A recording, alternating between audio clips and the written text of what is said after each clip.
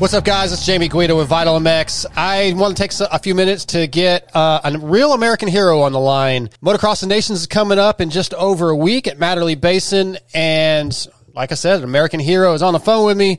Cooper Webb, what is going on, man? Yeah, I appreciate the kind words. Not much. Just riding out this hurricane here in Florida at the moment. We just left Tallahassee last night, and we're in the Claremont area, staying at, shout out Dean Wilson, letting us crash at his place while he's not here. And, yeah, all good. Staying out of the storm. Well, that's good. Yeah, we need to keep you and the family safe. We're going to need you in just over a week. You stepped up, so I've got a few things I want to get to, and let's just start that right off. Is you made a decision to step down to the 250 class, or onto the 250 MX2, when Hymas hurt his knee, and Hayden Deegan decided he needed to get surgery, so he's not going, and we were in a bind, and you chose to step down. So how did that decision come about? Why'd you make the decision? Yeah, I mean, it was pretty crazy. Obviously, like you said, there was a lot happening. A lot of guys that didn't end up going for multiple different reasons. But yeah, I mean, we were Wednesday before Vegas SMX. And AMA or someone had called actually regarding Justin Cooper. And at the time, he had kind of had his broken collarbone, so he had turned it down. And then they kind of like, well, Star offered me, well, what about Cooper Webb? And they're like, well, yeah, absolutely. We would love to do that. We just didn't think he would drop down to a 250. So when they had first asked me, we were basically halfway through our inning, and they asked me, and I said yes, but let me ride this 250 just to verify. Mm-hmm. So I went out and literally just hopped on Hayden's bike, did a few laps, and yeah, told the team, yeah, let's do it.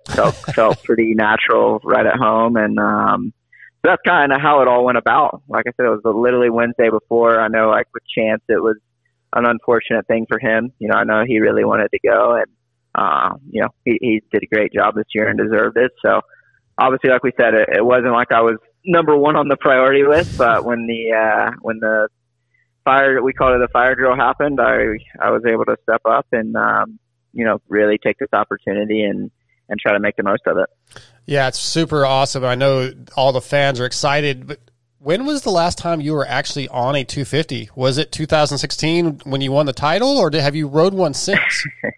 No, I've ridden them here and there. I mean, yeah, obviously 2016 was my last race at Charlotte GP, but I actually rode, we did a little bit of testing this off season. I did ride Hayden's bike and Dax Bennick's bike and Supercross this off season a little bit. And even before that on KTM, like I rode Dial's bike last year some.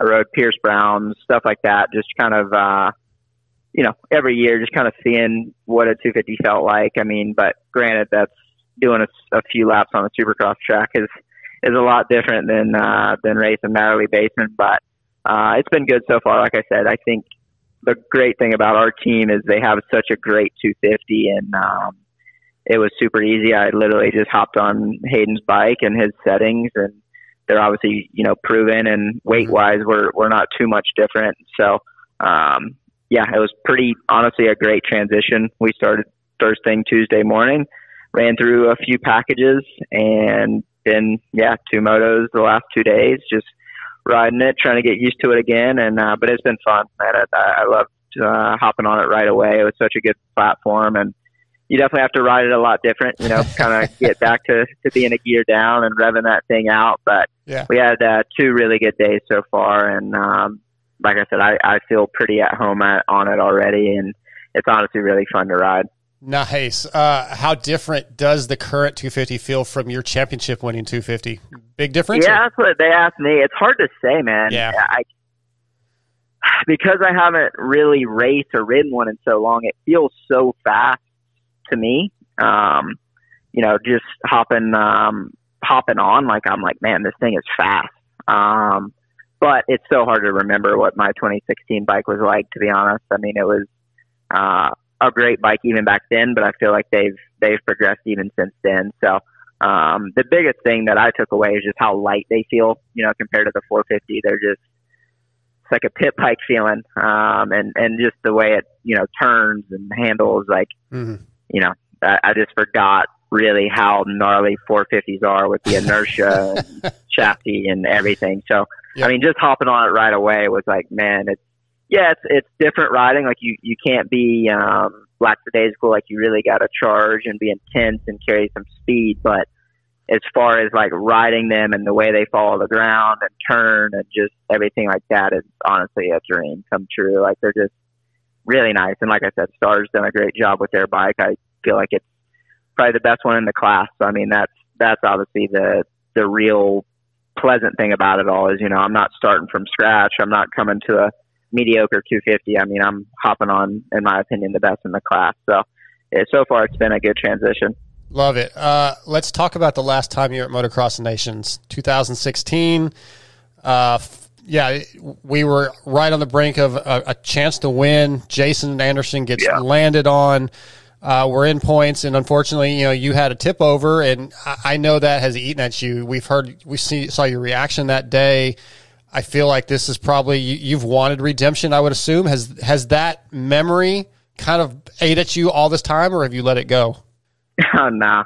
No, it was a tough day. I mean, like you said, both times we went was, Ernée the year before, we were really good that day and, super low scoring and just got second. France was really good. And we had an incredible day. Like I think we had to drop a 5th place was our worst score that day in Ernée. So that one was a great nations, but got second. And then Majora was really good too. We went into, the day, like qualifying, I remember was kind of rough. Everyone had some issues, but made it work. And then after Jason, I remember like everyone was doing the math because I was the last moto and the last lap, he was winning, no problems. And at that time, I remember them saying like, okay, as of right now, going into the last moto, either you or Jason have to get an 11th or better.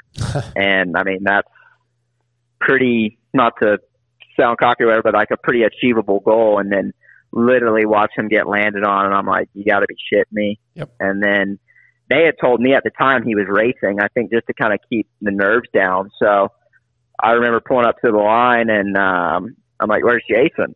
Like, yeah, no, he's out. Like, it's on you. And they're like, do you want to know scenarios? I'm like, yeah.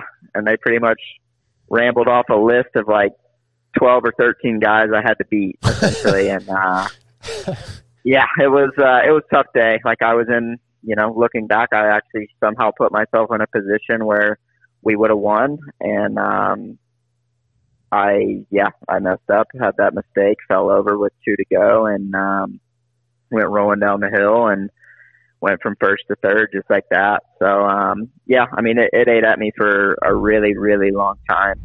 Especially that year in 2016. Like I had such a dominant year on the 250. I won Supercross. I won motocross. I won the GPs. I mean, I won a lot of races and stepped up at Majora and had, great results. And, so that was really, it did eat at me a long time. And 8 years later, it's still probably the most defeated I've ever felt. And, was a huge bummer. I feel like I let a lot of people and even the country down, even to this day. So like I said, I'm really looking forward to some redemption. It's definitely untraditional. We were laughing about it. Like I've never actually raced the class that I was in that year. Mm-hmm. So I've now done all 3, MX1, MX3, and MX2. But now that I'm a 450 rider, I'm doing it on a 250. And back then I was a 250 rider doing it on a 450. So kind of crazy when you look at it like that. But I'm just stoked. Like I said, it's been a long year since I've been. It's been 8 years and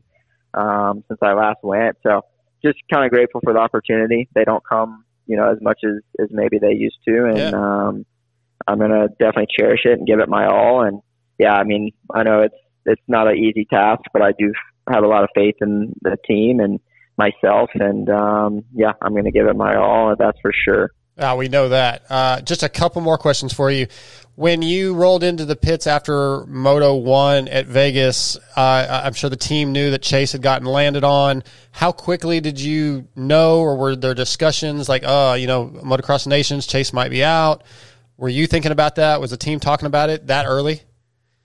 No, not really. I mean, honestly, it was kind of a weird deal, because it was kind of like even in the back of my mind all day, I was like, man, like I'm sure there's been a lot of talk, but like with these tracks being not the greatest, that was the first thing of the weekend that kind of went through my head was like, man, I just hope all three of us make it through healthy, honestly. So when that happened, it was kind of like shit, that sucked, but I think it happened mainly after Moto 2, when he didn't line up for the second one and seemed like there was something serious. I think that's when it was basically like kind of real. Mm-hmm. And we had a meeting with AMA and Star and the guys Saturday night, and there was definitely a panic button kind of going on. And I think immediately everyone was like, well, if Chase is just banged up, then hopefully in 2 weeks he'll be good enough to still go. But if like it's a time thing, right? So like it's only 2 weeks away, and with shipping and this and that, obviously Eli was available if he wanted to.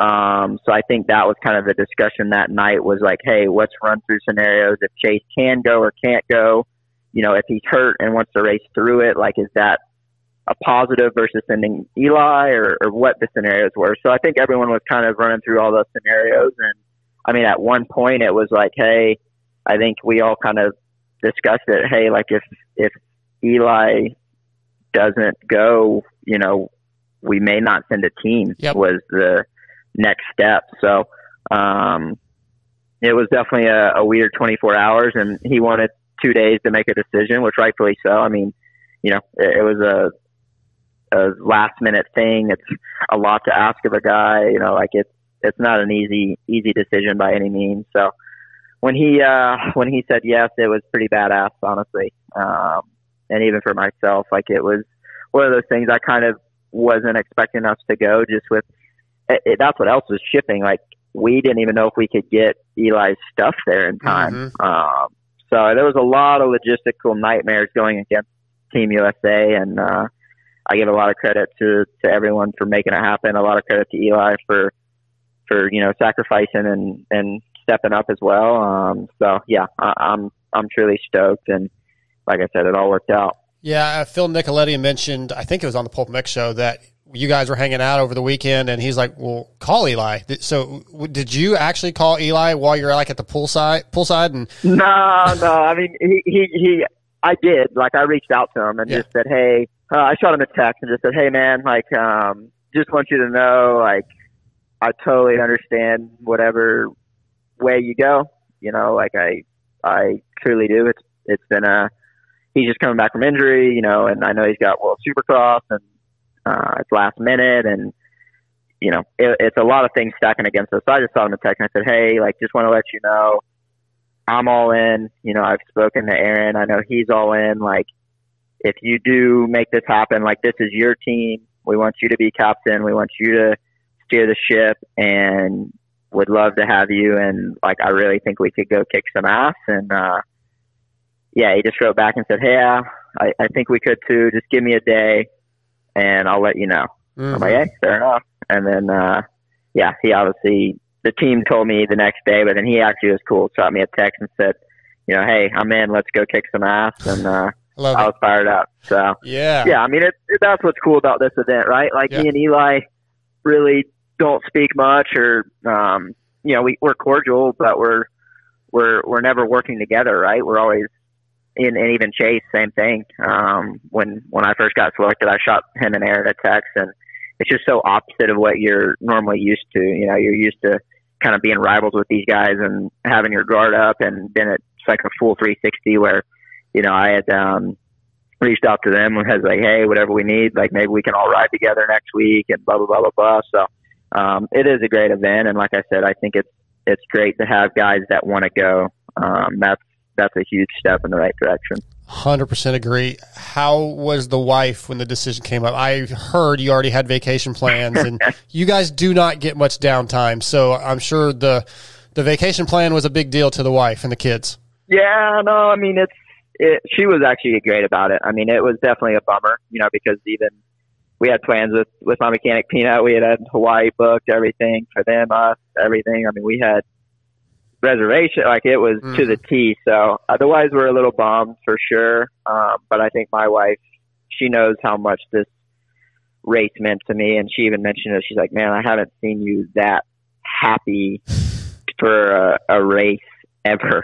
I'm like, yeah, like this really is a dream come true again. So, you know, I told her, I was like, we joke about it, but it's like, hey, it's just money, right? Like the feelings and the opportunity like this just don't come like they don't come, you know? So, you know, I'm 28 and who knows how much longer I'll be racing, but we have plenty of time for Hawaii whenever I'm done is what I told her. So, yeah. You know, it's an investment. It's a controversial subject. Like, yeah, I'm basically 10 grand in the hole, but like, you know, it is what it is. I relish this opportunity in this moment, and I'm looking forward to it either way. And it's not easy. Like I said, you get those 2 weeks off to unwind and relax and do your thing. But you know, that's life. You make changes, and you trust the process, man. That's it. Well, I'm super happy you're going. I think the fans are super happy you're going.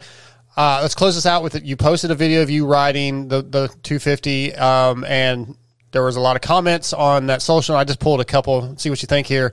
I'm sure, I don't know if you'd look at your comments, but Axel Hodges said, beautiful, I've missed 250 coupe. Dean Wilson said, couple soaring eagles with the U and AP. Tyler Bauer says, this gives me PTSD flashbacks. Colt Nichols, all summer 16 kind of vibes. Jason Weingart, skip Phil's party for this.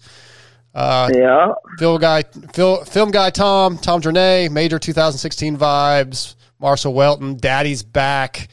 Yeah. So a lot of support, a lot of great comments. People are excited. I'm sure those comments, if you get to read them, I don't know how much you look at them, but they probably fire you up too. To know everybody. No, it does, and even like just seeing the comments and how I rode yesterday and stuff. Like, I don't know. It's like I feel a little bit of a swagger again. You know, like not that you know, I feel like my 450 outdoor career has obviously not gone the way I envisioned it. Like I've had quite a bit of podiums and that one win and stuff, but it's still compared to my Supercross 450 career, like it's no secret it's not as successful. So hopping on the 250 again just kind of almost gives me like a little bit of flashbacks of like, you know, man, I really am and was a freaking badass on a 250, and but it'll be good, man. I think even riding yesterday, like we've already learned a lot, and like I think this will actually help me a lot with my 450 riding.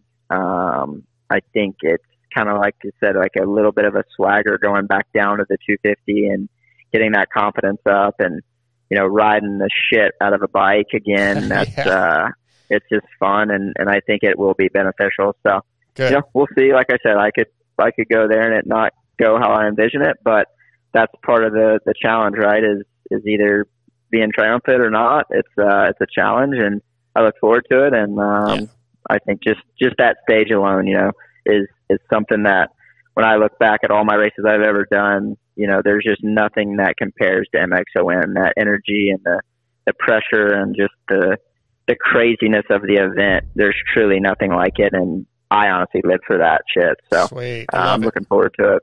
Well, this thing's going to go well, and maybe you'll consider riding the 250 outdoors or something in the future. Yeah, I know. That's what we were laughing about yesterday. We're like, damn, Bobby's going to call me and say, hey, boy, we need you on that 250 next summer. Show Hayden how to really ride one.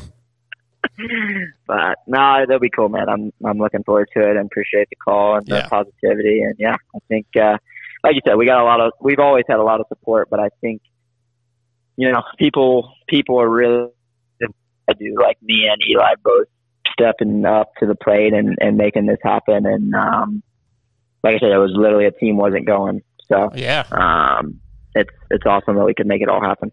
Love it, man. Thank you so much for giving me some of your time. I know you're busy. There's a hurricane coming.